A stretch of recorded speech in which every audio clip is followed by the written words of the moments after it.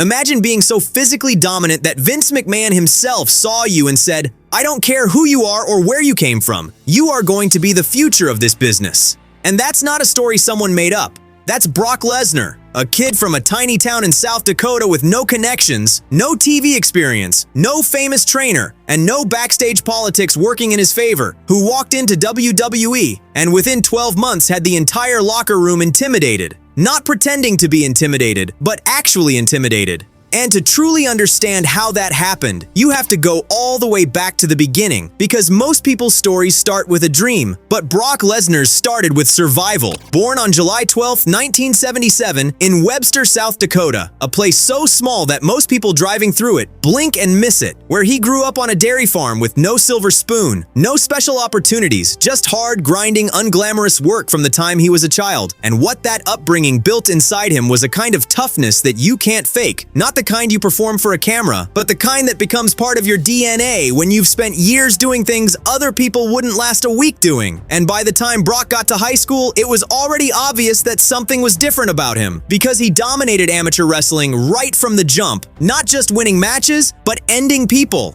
His physicality so far ahead of his peers that coaches genuinely didn't know what to do with him. And he went on to wrestle at the University of Minnesota, where in the year 2000 he became an NCAA Division I national champion, which means that before WWE, before Paul Heyman, before Suplex City, this man was already one of the most accomplished amateur wrestlers in all of America, and he wasn't a character.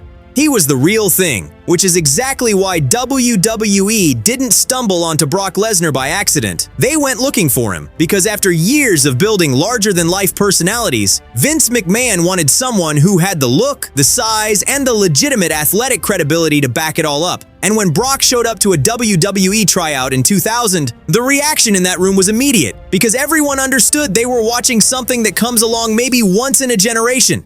6 feet 3 inches, 280 pounds of sheer muscle, moving like someone who weighed 220, agile and explosive and fast in ways that made no biological sense for a man that size. And WWE signed him almost immediately and sent him to Ohio Valley Wrestling, their developmental territory, to learn the craft of professional wrestling. And here's what separated Brock from other freakish athletes who tried to make it in WWE. He worked. He took the training seriously. He didn't coast on his physicality. He was in the gym. He was studying tape. He was learning how to tell a story in the ring. And within a year in OVW, he was ready. And on March 18th, 2002, on Monday Night Raw, WWE aired a promo with no explanation, no name, just a massive silhouette, a voiceover, and the unmistakable energy of something coming that the audience had never seen before. And the next week, Brock Lesnar walked through that curtain for the first time accompanied by Paul Heyman, and the wrestling world shifted. Because he destroyed Al Snow, he destroyed Maven, he destroyed whoever was put in front of him. And the most important thing was that it didn't look like a performance. It looked like a real athlete dismantling real people. And the crowd didn't know how to react at first because they'd been conditioned to cheer good guys and boo bad guys. But Brock Lesnar was operating on a different frequency entirely, somewhere between genuine fear and pure awe. And Paul Heyman, one of the greatest minds in wrestling history, was the perfect mouthpiece who amplified everything Brock was and gave him the mystique, the promo presence, and the narrative. And together, they were absolutely terrifying. And what happened next in 2002 was genuinely historic, because in less than 5 months after his debut, Brock Lesnar defeated The Rock at SummerSlam 2002 to become the WWE Undisputed Champion at just 25 years old, the youngest WWE champion in history at that time.